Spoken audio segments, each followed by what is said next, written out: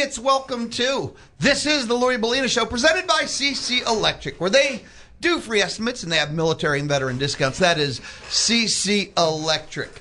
As promised, I've been looking forward to this. It's always a treat. Joining me now inside the Charles Schwab studio, he is the voice of Aggie Athletics, but also he's like a medal winner. You know, it is the Olympics time of the year. He is the Texas Sportscaster of the year. He wears this belt buckle that says it. You can see it from a mile away. I'm talking about Andrew Monaco. What's up, brother? I was hoping I was going to get a crown, but I'm going to go with belt buckle now. I figured I'd go with the big Tex approach to it, right? You need a belt buckle that, whether it's the initials or says it. And like I said, you walk into the press box, just kind of everyone sees the belt buckle. They get out of your chair and everything. And next year we wrestle for it. So if I win it, I get to be it again. You're the defending champion, right? They have to do a tournament, and the number one, contender that comes out of it at WrestleMania. I guess at Microphone Mania. Will take you on for it. Congratulations, man. Thank you. I know that was a while ago. And the thing I was like, as soon as I saw them, I'm going to get them on the show, but everybody got busy. I've been meaning to have you come join me forever because, A, I love talking to you, and B, just the fact you went, I thought that was so cool. Congratulations. Thank you. It is cool. I'm not going to lie. It's cool. I joked with Brad Sham. I said, Brad, we just borrow it from you. That's all we do. No, it's an absolute honor, and I'm not gonna pull this all. No, I'm very happy. And again, I think it represents what is here at Texas A&M. And again, it's an honor. I appreciate you. Thank you for the very kind words. So, dude, how did you get the word? I mean, there's a phone call, email, text message. Do they take you out back like the mob? They invite you down to a meeting at the bottom of the stairs? How did this go? No, actually, I knew I was nominated. Second straight year that I was nominated. Didn't get it last year. And I shouldn't say it that way. That doesn't sound right. But this year I knew I was. Nobody liked me, and I was all alone. And I didn't like who won, and I was really mad at him. And I told him, "Don't even nominate me. Leave me alone." All that stuff about just being nominated. It's all garbage. We all want to win. Yeah, we all want to win. Actually, I'm in the middle of a basketball game in the afternoon, and I see the number comes from North Carolina, and I immediately text back because I can't answer because I'm on the air, and I was like, I'm in the middle of the game. Well, Dave Gorin, who is part of the group, immediately texts back, goes, I should have known that. He goes, call me afterwards. So I call him afterwards, and that was on a Saturday. They announce all the state winners on Monday through X.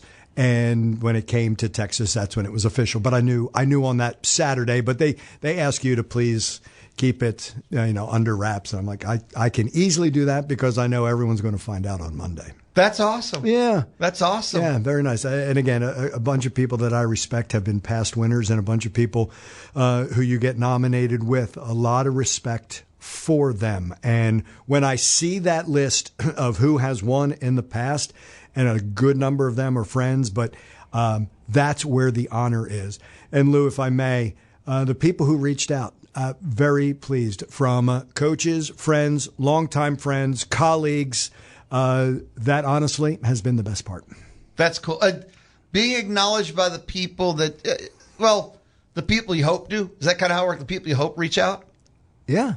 Yeah. And some that you haven't heard from. And here's something that maybe it clicked because it was on one of the social media channels. I'm thrilled when Texas A&M puts something out, when athletics puts something out. That makes me freaking Matt Simon. Yeah, it's exactly. I got to pay him. So no, that is there were some that reached out that I hadn't talked to in a while, and it was a nice excuse. And there were others, again, like I said, that very well respected, especially in my eyes. I can tell you here at Brian Broadcasting, we were cheering. Thank you. Because you're all over our stations. I walk down the hall here and I'm like, wait, he's on The Zone. He's on WTAW. How'd he get on Candy? He doesn't even like Sabrina Carpenter. So, and we love what you do. We love listening to you. I was listening to the Super Bowl in disgust and going, why can't they have Andrew Monaco call the Super Bowl? Oh, no, that would be cool. That would have been awesome. So we love what you do. And when you win the award, we're just like, thank you. Brian Broadcasting was happy for you. Well, I mean, and that's, as you Louie know. Belina, who gets to hang out with you inside the studio. three times a year was happy for you. I'm like, I know that dude. Appreciate that. And, the relationship between Brian Broadcasting and Texas A&M is strong. It's special. So I appreciate that very much. Dude, who's the first person you told? Like, who was the first person you saw, called when you won? Laura, my wife. There you go. Yeah. So it ain't, I don't even know who was two. Yeah, that was one. They definitely do that. So we get to go out to North Carolina. They do have a ceremony, so we will go out there and do that. And funny because Dave Gorin, who runs it, said we do it now after the College World Series, and I'm like, good thinking. I like that very, very much. So I'd like to take advantage of that and go out there and see a lot of. There are some other ones that I was able to text because they popped up first on that Monday, and I didn't know. Then we got the list. So there are some friends that I'm hoping to get a chance to see. I'll say one more time, just really cool. Congrats. Thank saw you. that. Thank cool, you. Crazy. I saw on Twitter X a lot of people were reaching out and just were just like, congrats, man. Yeah, it was nice. And again, that was again, it's quite the accomplishment. I like the validation. I'm not going to lie. That it's very nice. But when it comes from the peers, that means something completely different. And I don't see you campaigning out there in the universe and demanding that people kiss your ring and acknowledge, so that when you get it, that's got to be awesome. It has to stand out, and when I say that, it has to. If I jokingly say the Brad Shams of the world, you say Brad, and a lot more than just the voice of the Cowboys, right? All the things that he has done, it is that excellence. None of them have ever campaigned. It's who they are. It's what they do. They care about the craft, about it. We've talked about this. It's very nice to have the spotlight for someone who shines the spotlight on something else. We're storytellers who tell other people's stories. I'm very fortunate in the seasons that we have had, the teams that we have had, the games that we have had, to be a part of that, and do people recognize it? Yeah, it's a very nice feeling. Look at the stories you've got to play with this year. From Elko having a breakout season, and A&M hosting their first college football playoff game, to a coach coming from little old Sanford in the middle of nowhere, Alabama, having to bring in 14 new players and putting his team potentially into the NCAA tournament year one. Yeah. This has been a phenomenal start of the year for you. It really has. Into the middle of the year. Yeah, and I won't kid myself that if Texas A&M football goes 4-8, probably don't get recognized. And not that, and again, you and I both know, sometimes you do your best work when it's a 4-8 season. You know what I mean? But that is what comes with it. And you and I also know that when it is at a certain point 11-0, don't mess it up. Don't get in the way of the story ever. But we also understand that to watch what Bucky McMillan is doing with basketball and watch that growth and to watch this team come together, that is so fulfilling. And to have certain performances, to see Ruben Dominguez hit 10 threes, to see Rashawn Agee with double-doubles, to watch Pop Isaacs come off the bench and Rylan Griffin, and I don't mean to keep anybody out, but I think that's part of the special. What makes broadcasting and being with teams so special, they are films. You sometimes live in the snapshot world. I get to live in almost a film and watch things play out world. But I think you also, it may be Monday, Tuesday, Wednesday, Thursday. You're very good at stepping back and seeing that bigger picture. And here's why this is happening, why they're successful, why they may not be successful. You're good at stepping back at that, where sometimes fans are just, this is the result, love, hate, nothing in between. No, when you're with a team and you get to watch it play out, there's a whole lot of understanding about what's going on. Oh, yeah. There's always a why. And always. I think I believe I want to say no. People, the why is not important.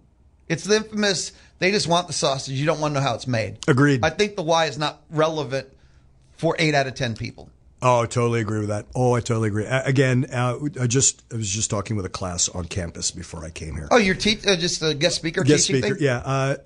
I hate win predictability in sports. I don't like it because if sports this is what is supposed to happen, Lou, it takes the specialness. That's the beauty of sports. We have no idea. You don't know. Tomorrow at 8:00, I have no idea how that A&M Missouri game is going to end. I have no idea what I could possibly see, and that's the beauty of sports.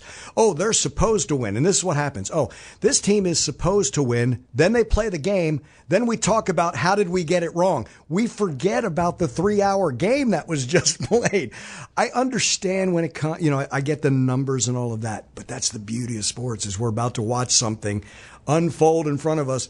There's no script whatsoever. The ultimate reality TV is sports. Could not agree more. There is no reality TV other than sports because there is no script. Once the game starts, it takes on its own life. That's what has me addicted to sports. Yeah. Is that anything can happen. Right. And with the probability stuff, what I think it ends up also doing is that when it doesn't go according to the script, everybody wants to know what went wrong, like you just said. Mm-hmm. But the answer is absolutely nothing went wrong. Correct. You have 18 to 22-year-olds. You know what went wrong? He stayed up for 2 days straight having fun with his friends. His girlfriend broke up with him. Yeah. His parents are hassling him. He had a bad day. Things that kids have. Life is what happens. Yeah. I don't care how finely honed, how many stars they had. And with these predictive things and the analytics we have, you cannot account for being 18 to 22-year-olds, and the entire team is. Agreed. No, I agree. Sorry. But now I like those numbers when it's like, oh, it's an incredible comeback, and they didn't have a chance, and they did. Like, I like those numbers, but not what is the expectation? Whew, man. Expectations going into a game are Bucky McMillan just said this the other day. There are a million ways to win and there are a million ways to lose in a game. And he said, if I'm going to lose, I'm going to do it with our identity and go down, not somebody else's. And I think that's part of what we are saying that, yeah, because there are a million ways to win. Take last week, for example, 1 possession game on the road at Alabama. You come back all the time. You have the lead late. And then you can't make a shot against Florida. No one saw that coming. Not right? that week. No. Those two games have no right being next to each other. No, kind but of thing, right? That's sports, right? That is sports in a nutshell. And there's no mistake. And that's why I'm a junkie, though. I love, again, Yeah. to me personally, Yeah. that's why I'm a junkie, because you never know what you're going to be treated to. Life is boring if you eat the same thing every meal. Yeah, absolutely. John and I were watching and he said this to me in the past. If you have no dog in the hunt, you love that A&M Alabama game, right? It's got everything you want. And I know there's 197 points scored. You still had some great defensive performances there. Like that wasn't lost. Sean Kelly, who does Florida, came up to me at halftime Saturday, and he said that he actually said this on the air, on the Gator Radio Network. He said, if you've never watched college basketball before and you watch the first half of Saturday's game, you're never coming back. Sorry, both teams. Two spectrums. Both teams. Yeah. Again, Yeah. Florida only scored 30. People have to remember that. Yeah. It's only an 11-point game, and in my mind, I'm like, well, if we figure this out, this could be South Carolina football all over again, right? And I use the same word. It was unrecognizable. And I don't mean that in a bad way. That, to me, is like the last time they played that quote-unquote poorly was Stillwater. So if they're going to have a clunker every 2 months, we're in good shape. Bucky Ball's for real. But I know what the narrative is, Louie. I know what the narrative is. This is a fluke. Oh, they can't keep doing this. All of a sudden, the schedule is easy because we must have been favored at Auburn, and we must have been favored at Tennessee, and we must have been favored at Texas. Oh, yeah, that's right. We weren't. You know what I mean? has not been favored on the road yet. But now all of a sudden, and I get who we're playing. That's the thing. So it's like, but then Alabama was like, wait a second, that's the identity? And I tell John this, same thing. If that's what it takes for Tennessee to beat us in 2 overtimes, if that's what it takes for Alabama to beat us on the road or in their own gym, if that's what it's going to take, yeah, we're in great hands. Absolutely. We're in great hands. I am 1,000,000% with you. During the Florida game, at one point in the first half, during games, the friends that know when to text me are allowed to text me. Everyone else has to go away. Mm-hmm. And they were texting about the game, and I just kept it simple. I go, yeah, I think that Florida's on pace to score 26 total points in the whole game and win by 20. That's what it felt like, how bad this was going. If you thought that you'd never seen a Super Bowl shutout, it was 13-2, and I'm like, that could be the final. Yeah, and I think that was under 10 minutes, though. That was, it was 13-2, under 10 minutes. I think it was at half. the under 8. Yeah, I think it was at the under 8. Yeah, and I'm like, I haven't seen this in a while. But you know what? As weird as this is going to sound, that's sports. That's the thing. What I'm saying, I've never seen that, and that experience, while I don't ever want it again. Correct. It's just the part of holy cow. I've never seen this. Yeah. And then you have the fans who think that going 1 for 27 is a personal affront. You did A&M did that to make me. I'm like, oh, hold on. What are we doing? No, because if Bucky had his way, they would not have been 1 for 27. Well, think about if we just talked about the week that was. Go back to the previous Saturday, and you're up 22-2 on the road at Georgia. Again, sports. The Georgia fans are stunned because that hasn't happened to. They were ranked as high as 18 this year. That's never happened, and they're looking at that going, "Oh, that's what you mean by Bucky Ball." Oh, that defense. We had to call a timeout because there was going to be a 5-second call on our second inbound of the game. Yeah, I've not seen that. You're up 22-3, and at one point in the second half, Georgia cuts it to 3 or 4? 2. 2 with 9. I mean, a single digit. Yes. So yeah. Okay, just again. Yeah. Sports are awesome. Yeah. Twice. 22-3 at one point, and yet it's a 2-point game under 10. They cut it to 3 with 2 minutes left, and the Aggies finish 7-0, and you're like, great response, right? Again, sometimes early leads are the worst. Off air, I'll tell you what. Off air. No, not about that one. About something else. I once asked Reggie Theus when I was with the Magic about first quarter leads in the NBA. They cut it to 2 in that second half. Bucky calls timeout, and he's not one to use the timeouts, but he did there under 9. They scored 15 to the next 18 points and put, again, that response. But that's what we're expecting to see. That's part of the identity of A&M. So when it did not happen on Saturday, that's what the unrecognizable part. So again, it took until game number 23 to see that. Yeah, that's how he's building something special. Not just for this season, Louie. This is something this is the foundation is going to keep on going. And he's building a program. Totally agree. When we return, more conversation. Really, nothing's going to change. We're just going to hang out and talk with Andrew Monaco, the legend, the Texas Sportscaster of the Year, the voice of Aggie Athletics. Now, look, we're hanging out. I got questions for him, but anybody can ask a question. Just text 979-693-1150. If you have a question for Andrew Monaco, text 979-693-1150. We'll be right back. It's the Louie Belina Show, presented by CC Electric on the Zone. Visit the Pond Center at zone1150.com and find every hour of every day of your favorite shows. Download or subscribe. It is the Louie Belina Show inside the Charles Schwab studio. I am not alone. Andrew Monaco, voice of Aggie Athletics. Andrew Monaco, Texas Sportscaster of the Year. Hey, dude, you only get a year of the title. You got to use that thing. You get. That's all you get. That's all you get. Then the year starts getting farther and farther away, and they're like, "Why are you still using that?" It's like, hey, well, I won. It goes from sportscast to was. Former, and then you just start like, he's still alive. Saying that. Yeah, dude, that was 20 years ago.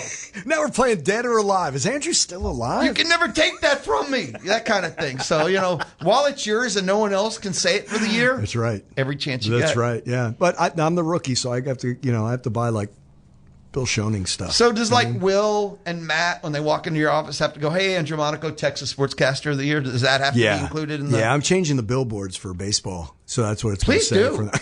Please, I support this completely, right? Yes, I do. So yes, I do. I demand that Matt have to say it. Matter of fact, if you have a question for Andrew, text 979-693-1150. Okay, so you've called basketball forever. I mean, that was your jam, right? Yeah. Before you got here, Texas A&M, and you've been at A&M like 20 years now, so it's been a while. How much fun, how much challenge, what's it like now calling Bucky Ball? You know what I've really enjoyed, because we didn't know, was Bucky Ball going to be a gimmick, right? Was it going to be just get a rebound and run to the three-point line and chuck it up and hope that it goes in? No. What I've enjoyed watching is there's so much basketball in there. What I mean by that is you see a motion offense of basketball pass. You see a two-man game. You see Rashawn Agee playing a point forward and hitting Jakari Lane, who's cutting. When you talk money ball or Bucky Ball, this thought of threes or layups, that there's nothing else in between. Like the layups come from cutting off the basketball. I come from San Antonio, where it was the beautiful game when they won in 2014, and the big thing was good to great. Well, you're watching Bucky Ball, and as that ball goes around the perimeter, you're going from good to great to greater to greatest. as Bucky likes to say, sharing the sugar. I love those aspects of the game, and you can see things from the past, things in the present. Is that a good shot? Like Alabama. John and I were saying throughout the game, I can't tell you that was a bad shot. Like, it didn't even stand out. Like, they were all good shots. Then against Florida, I'm like, they're impatient. Like, they're not good shots. But for the most part, you see them get to their spots and they're going to take their shots. If they're not there, they can get it again. They don't force an awful lot. So I think there's a lot of elements. Bucky knows basketball, a lot of it. He relies on analytics, but he's not strangled by them that they're going to dictate everything. You still have to know your players, and you have to know, again, you have to go into your bench. So sometimes all 5 are going to come out. And as he said before, if you can only give me 30 seconds, better be 30 seconds all out, and I'll get someone else in for you.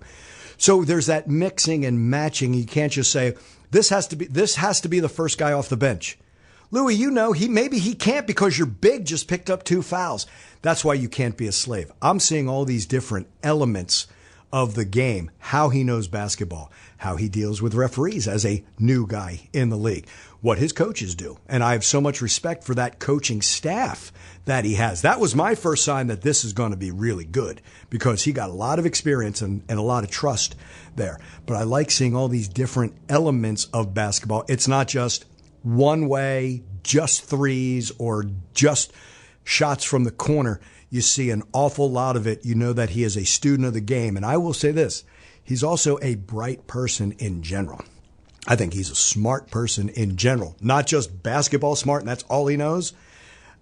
That's what I get from being around him. Wait, you're saying he's a human, not just a coach? Correct, absolutely. There's a lot of coaches that are coaches, and that's what they are. Sure. Oh, yeah. Nothing wrong with that. It's their job. Correct. And they spend every second, and that's who they are. Right. No, it's also their identity. So back to what we were saying, the result, the wins or losses, we've been around those coaches. If they win, everything's great. If they lose, well, you don't want to touch them. No, those are not easy to work with. And tied into that of him being a human being, I think that ties into like his personality. And if you pay attention, whether it's the little videos on the planes before they fly back or little jabs he takes here and there, listen to the Aggie Basketball Hour, he has a personality. Yes, he does. And it's very diverse because he's a human, not just a coach. And, he's getting very comfortable here in Aggie land. Yeah. And I don't know. I don't want to, it's not an humble person, not at all. He's got a little edge to him, but he's not too far over the edge. And I like him. I like following him. You can tell he's a competitor. Yeah. Oh, he's a competitor. That's the point guard in him. But he's in control as a competitor. Agreed. There was a word. So the first for baseball, the Aggie Diamond Hour, and Lisa Early used this word, and I'm going to use it with all 3 coaches that I work with: Michael Early, Bucky McMillan, Mike Elko. She used the word conviction. They are convicted in their beliefs.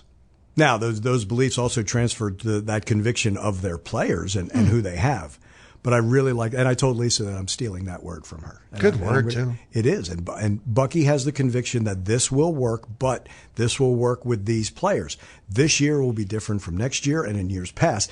This year will always be special because they bought into a vision. Now they're making that vision become a reality that the next group that comes in, yes, I want to play for Bucky McMillan. I want to play for Texas A&M.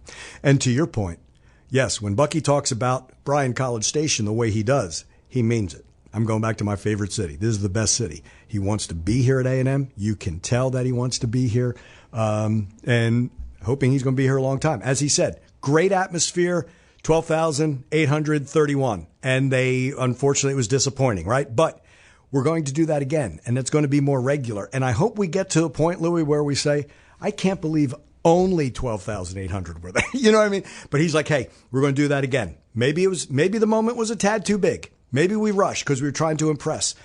But in his plan, and as he gets there, we're going to see way more of those nights. But I love the way that the Reed Rowdies and the 12th Man has embraced this, and this team has earned that blackout night.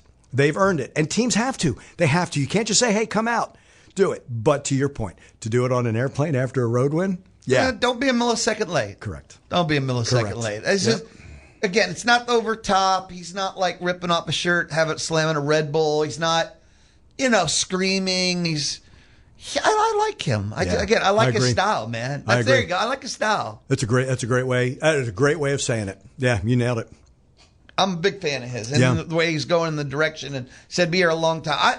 I like watching Bucky Ball. As a fan of basketball, I like watching Bucky Ball. You know basketball way better than me. There's a lot of teams, and I don't know if it's a variation, but they play Bucky Ball adjacent, but it's not as disciplined and it's not as organized. Georgia was that way. Georgia's defense, they'll play defense when they have to, not. So to me, defense optional. Yeah. So we're down 20. Let's play it. I don't think there's a conviction. There's a conviction here. Like the Bucky Ball campaign that came out, right? That came out early. And Bucky was like, well, let's wait. Back to you at the right time. So when we're playing, is it South Carolina?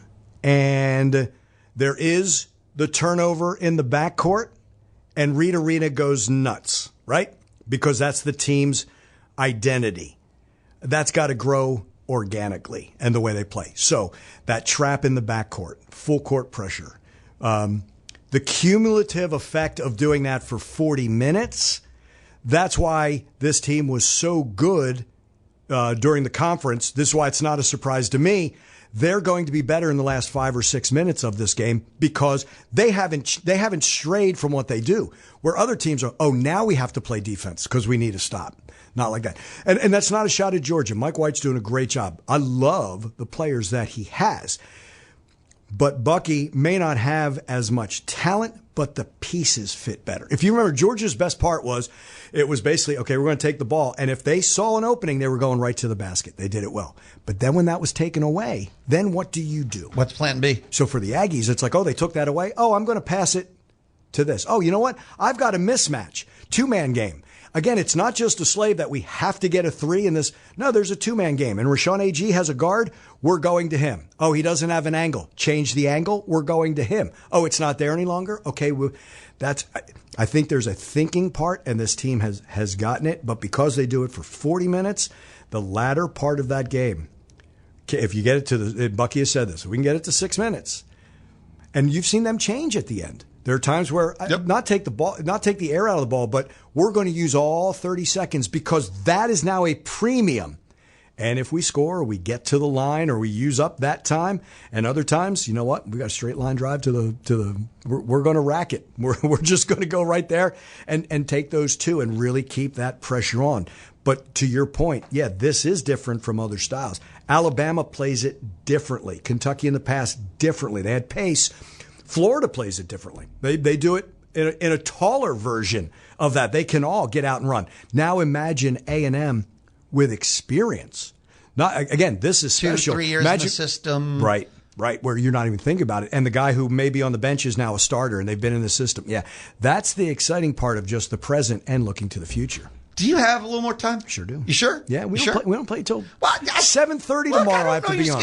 Like, what if you haven't eaten yet? I don't want you to pass out here and miss the game. No, and then, that would be then bad. Everyone's going to blame me and be like, "Where's Andrew?" So you made that all about you, right? If I pass out, people are going to be mad at you. It is called the Louie Belina Show. You see how this works? We'll be back. Don't forget, if you have a question for Andrew, you can text 979-693-1150. 979-693-1150. I will be right back, and Andrew is too, on the zone. Start your Sunday mornings with the best week ever from ESPN Radio. Yes! Listen in from 6 to 9 on the Zone 1150 AM and 93.7 FM. Silence. The Louie Belina Show, presented by CC Electric, built on faith, family, and community. They do free estimates. They have military and veteran discounts. That is CC Electric. The Louie Belina Show, the Tuesday edition. I'm joined again, Andrew Monaco, voice of Aggie Athletics, the Texas Sportscaster of the Year, joining us here on the Louie Belina Show Tuesday style. Baseball starts Friday. Yeah. Because I remember thinking, Andrew seems really bored. He really doesn't do a whole lot. So maybe if he could just find more things to do. And then someone was like, baseball season starts. And I'm like, that is perfect. Let's do that. Yeah, it's crossover season again. It seems like it's more crossover season than actual season. I know that's not true, but sometimes it seems like that. But that's fun. You have to love, especially on this campus. Are you kidding? That's a lot of fun. Because parking is easy. It's easy to get around. No one's ever said, hey, I can't move 5 feet in an hour trying to get through the parking here at Texas A&M. Who's your crew for baseball? Because I know the way it's always worked is you always have an army of the color guys that you work with. Who's your crew this year? Are you ready? I asked. Scotty Clendenin. I know him. Ryan Broninger. I know him. Now, we're going to keep John Sheshik. I know him. J.B. Moss. I know him. We are going to add this season Matt Bergevin. Know him. Hayden Schott. No, well, okay, that's a no-brainer. I laugh at that one. I'm like, well, yeah, I saw that coming. Yeah. If he wasn't going to go, pursue, do the minors or something like that, right. Yeah. Easy call. Yeah. That's exciting. Yeah, it absolutely is. I really looking forward to it.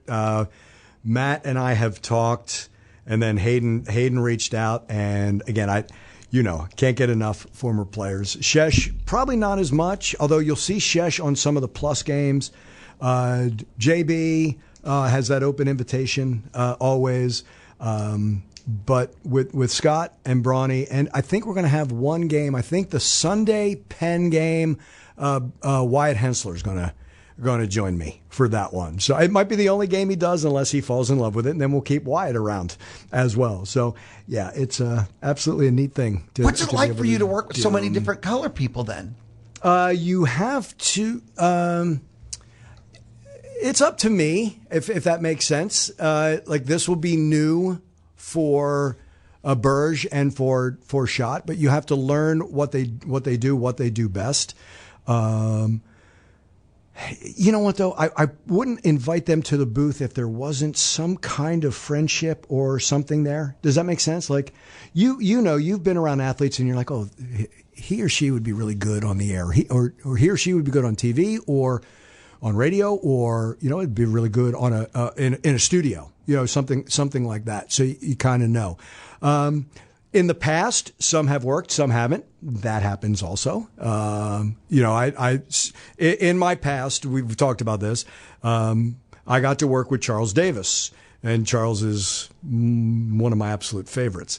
And I will not name, but the person who was after felt like a 3-hour interview on the air. And I was like, so, and I called Charles and I was mad because I think he had moved on. What you did to me. Moved on to TNT. I was like, yeah, this is your fault that I had a bad broadcast. But you get so used to it. But I think it's a friendship. It's similar to when Tap comes in for John, if John has to miss basketball, because Tap is a friend. I think it makes it easier. And Tap's around the program. Yeah, Tap walks in, you roll your eyes, you realize it's a long night ahead. Tap walks in, you're like, jeez, this is all they could find me, huh? Yeah, I'd rather work by myself, Yeah. So hey, Tap, go ahead and take the night off, man. Don't worry about it. I got this. You never turn his mic on. I got this. Yeah. No, but it's fun because they are Aggies. They love the program. They're embraced by the program, and what they can bring. And a lot of times it's, hey, just say what you see. I don't care about height, weight, average. That's not your job. Say what you see. We've talked about this before. I'll give you the who. You give me the why. And there are those connections to some players. There'll be a time where there's not that connection to the player. But I think about last year, we're doing the LSU series. It's Shesh and JB, and that's two different eras of Aggie baseball. In a third era, right? But they're all together.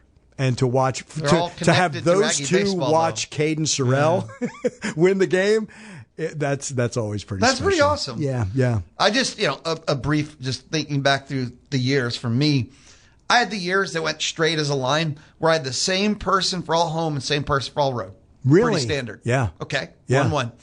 I had 1 year, I didn't know who I was going to have generally until we landed. Oh, wow. It was just because we had nobody for the road. So there were people placing calls and which former player was going to happen to be flying over Columbia, Missouri that wanted to land for 3 days. Yeah. We had people I had never heard of. They had played in the 70s. I mean, it was very creative. Yeah. That's different. It was creative. Like I filled in for a women's game, and we go to Gainesville. Well, to Carl Williams, who I've known since San Antonio. I didn't know her here. Their friendship, she'd like to do some games. I'm like, hey, you know what? I'm going to take that game. We can work together. It was a blast. Now, we hadn't, but we knew one another. And I think that helps, when we talk about rhythm and being with someone. And to me, it was almost like I almost pushed the envelope with her, like, hey, almost anticipate a little bit of what you're saying. Hey, you're a point guard. Let me see the game a little bit through your eyes. And she's such a good person, and I really do enjoy working with her. Yeah, so your baseball crew, largest it's ever been. Yeah. New former players in there. Yeah. Hayden shot, potential off the chart. Should be fun. Yeah, I may not show up on those nights. Just let Hayden do it. That's one of those. No one wants to hear me. That's one of those where you could have a light night ahead. Very much so. You could have a light night. That's exciting. Or we're constantly on the dump button. One or the other. Yeah. And for those that don't know, Aggie Baseball, your home right here, The Zone, 1150 AM, 93.7 FM. This Friday, 5:45 pregame, 6:20 first pitch. I never know how that really works, but it's about 6 o'clock, somewhere in there. Yeah, because we know a little too much, so we're going to peel the curtain away. 58 anthem. That's the stuff that matters, right? There you go. 5:58 anthem, 0-2 pitch. So it's a little inside. That's a little bit of the sausage. Yeah. So just know that this Friday it'll be Aggie Baseball opening day. You can hear Aggie Baseball every game right here on The Zone, 1150 AM and 93.7 FM. We're your home for Aggie Baseball, so you'll be hearing a lot of Andrew Monaco and the entire crew. Yeah, I love it. Yeah, to me, we're serving our audience, right? Aggies want to hear Aggies want to hear Aggies, and it's again to experience the game through their eyes. Yeah, I think I share this several times throughout the year, but my first love at A&M was Aggie Baseball. Was it really? I went to the Aggie football games. Who didn't, right? Yeah. I had the best time in the world, but when I say love, I mean every game. I failed Chemistry 101 because they used to have the Tuesday double headers. That's worked. Right. And the games were like at noon and then immediately following they were 2 7s. Yeah. Well, at 12 was Aggie Baseball or maybe 1, and then I had Chemistry at 12 or 1. No, I wasn't missing I wasn't missing Aggie Baseball for Chemistry 101. I failed it. Was Chemistry Tuesday, Thursday? Yeah. Was it that? Okay, gotcha. Yeah. So you're going once Chemistry. And I was too young. It was like my freshman year, so I didn't know about ad drop. I mean, no one ever told me about that. If I'd have known that, I'd have dropped my whole freshman second half. Aggie Baseball, I was busy. Yeah. No one told me. No, so I failed it. It's special here. Do you know you can't just go to half a class and pass it? I would imagine that. Yeah. Yeah, I can testify to that. I would guess. Just didn't work. Do you say that at fish camp? Do you tell the students at fish camp? If they ever want me to speak at fish camp, and you have the do side and the don't side, you just put me by myself on the don't side, and guess what? I can be the witness. There you go. I can be the guy that just says, hallelujah, listen to me, y'all. Yeah. I can tell you everything not to do. Right. Including don't go to half your classes. And that's important. It's important what to know not to do. You'll end up with a life in sports. Don't do it. Don't do it. Just please go to your classes. Yeah. Oh, I'm so sorry, man. It just was so bad. You would do the same thing again. Maybe differently, but absolutely. Yeah, Are you kidding me? Yeah. Oh, man. Yeah. I love sports. That's indelible. I'm a junkie. Mm-hmm. I love talking about sports. I love calling the games of sports. I love being at the stadium. You've done this long enough. You know this. It's not a revelation to you. But for those that do this, and I always say there's a 5 and 10 year mark, you're called to it. There's a passion. I've told people listening to you, your love of calling the game is so obvious. It radiates through the radio. It's obvious for anyone to hear. Thank you. And then for the people that do this with their life, there's a passion in there. That's the why. Yeah. Very few people are in the make $1 billion a year category. Very few people that continue to go, my goal is to be the richest man on the planet. It's because you love sports. You love the game, and you just love what you're doing above all else. Yeah, we've talked about this. We love stadiums and arenas, and we love campuses, and we love preparation. And you love being down on the field 2 hours before the game. Yeah. And then an hour before the game. And then you love the first pitch or the tip and kickoff and everything. It's all of it. The sound, the crowd. You love sports. Yeah, it's unlike anything else. And there are a lot of things that you can have fun. And when you talk about passion, and a lot of people can do it. Not a lot of people can do it really well. And I'm not putting myself in any category. But that you were looking at me when you difference. said that. What does that mean? Staring wow, right at that you. hurt. Dang. Okay. wins one award, and all of a sudden he's just looking at people like, hey. You see my belt buckle? Yeah, see the belt buckle. Wow. That hurt a little bit. I didn't even think about a buckle. You brought up a buckle. Now that's what I want. I'm telling you, you need one. It's Texas. It's Texas A&M. Belt buckles, your own almost WWE little spinner kind of belt buckle belt would be awesome. How about the Michelle Elko era? Could I get something like that? That's along the same lines? I'm telling you what, I think, I think you're in a lucky space right now when you think about it. Got Mike Elko here, got the start of Bucky Ball, and no matter what, you're a professional. You're going to do a great job, but it is more fun when things are more fun. It nailed it. You just nailed it. You're absolutely right. Absolutely right. It just, and that's kind of the state we're in now. I talk about it, you call it, we're both observing it, and just the fans, the people that I'm interacting with, everybody can't wait, as opposed to, I'll be there Saturday, or just, it's what I do. Obligation. It's a habit. Yeah. And that's fun. Yeah. And that's the difference in atmospheres.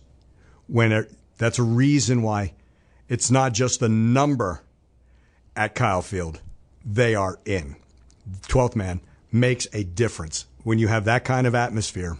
I mean, at times you get chills. You really do. This past year was one of the largest attendance seasons ever at Kyle. Yeah. This past Saturday, 12-8 at Reed. Aggie softball had their largest single game ever, 2-8. Uh-huh. I mean, there you go. It just speaks for itself. Yeah. Aggie fans are dying for it. Yeah. And you get to bring it to them. Winning teams, winning coaches who have embraced this place, not just their programs, this entire place. Thank you so much for stopping as always, by. My friend.